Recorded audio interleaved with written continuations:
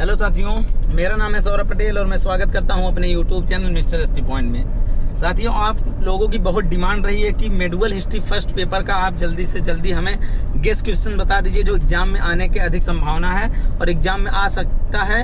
तो उसको मैं आज पूरा एक कलेक्ट करके लाया हूँ क्वेश्चंस। आपको 10 क्वेश्चन आते हैं जो कि लॉन्ग क्वेश्चन रहते हैं, 5 यूनिट में 2-2 क्वेश्चन।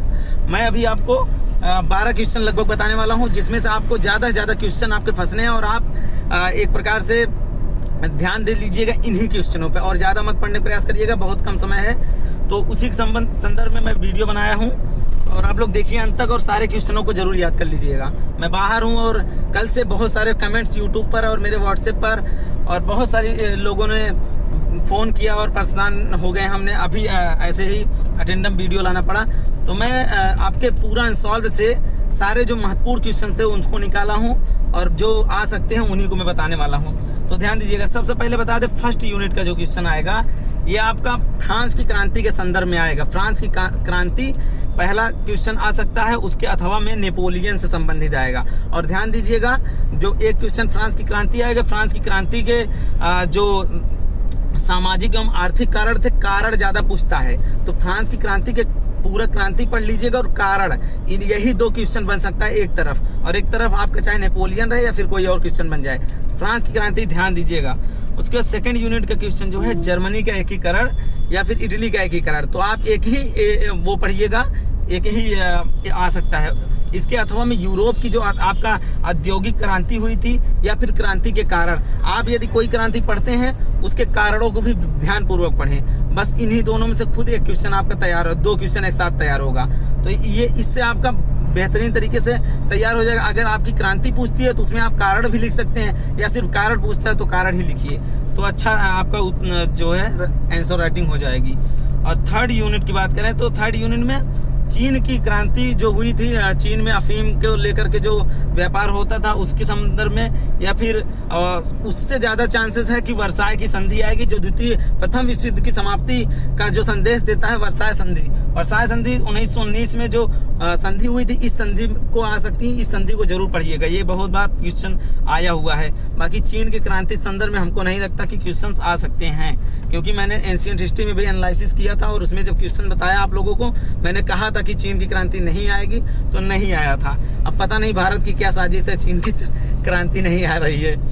तो देखिए इसमें, और चौथी यूनिट में आपको हिटलर के बारे में ध्यानपूर्वक पढ़ना है। पूरी हिटलर की कहानी पढ़ लीजिएगा। और मैं बता दूं कि मैं इनका जो हिटलर की क्रांति हो गई अभी आगे बताने वाला हूं, द्वितीय विश्व युद्ध, इन सारी चीज़ों का PDF मेरे टेलीग्राम चैनल से ले लीजिएगा, वहां से पढ़ सकते हैं। तो हिटलर जो है, हिटलर को पढ़ लीजिएगा। हिटलर का उदय कहाँ से हुआ, क्योंकि प्रथम विश्व युद्ध के समाप्ति के बाद हिटलर का उदय होता है और हिटलर के उदय से ही जर्मनी और जापान इस तरह से उगता हुआ सूरज की तरह बाहर आता है। फिर द्वितीय विश्व युद्ध का परिणाम होता है नाजीवाद और फांसीवाद जैसी एक समाजवादी, मतलब समाज में जो विचार फैल जाता है नाजीवादी और फांसीवादी। ये जरूर ध्यान दीजिए, क्योंकि नाजीवादी और फांसीवादी यही हिटलर की वजह से हुआ। और हिटलर के संदर्भ में आप नाजीवादी फांसीवादी मतलब फांसीवाद दोनों पढ़ लीजिएगा, क्योंकि हिटलर से जुड़ा हुआ है। ये आ सकता है आपकी चौथी यूनिट में। हाँ, वर्साय संधि भी चौथी यूनिट में आती है। तो आपका जो सिलेबस है बदला हुआ है, 2019 के बाद से सिलेबस बदला है, भले 100% है, क्योंकि 2013 के बाद वाला सिलेबस जो था उसमें से कुछ टॉपिक छाट दिए गए हैं और छाटने के बाद यहाँ पे 2019, 20, 21 में सिलेबस आया, इसमें कुछ कम कर दिया गया, फिर भी 100% सिलेबस आपका है। और लास्ट यूनिट जो है 5वीं यूनिट, इसमें द्वितीय युद्ध जो हुआ था उसको पढ़ लीजिएगा। द्वितीय विश्व युद्ध क्या था, उसके सारे कारण, और द्वितीय विश्व युद्ध के बाद जो स्थिति थी शीत युद्ध की। आपको बता दें कि मैं इसलिए ऐसा बोल रहा हूँ, सिर्फ टॉपिक पढ़िए, क्वेश्चंस ना पढ़िए। द्वितीय युद्ध पढ़ लेंगे तो उसमें से 3 क्वेश्चन बन सकता है। द्वितीय विश्व युद्ध की क्रांति की जो हुई पूरी द्वितीय विश्व युद्ध, ये द्वितीय विश्व युद्ध के कारण, या फिर द्वितीय विश्व के बाद क्या स्थिति रही है पूरे विश्व में, ये।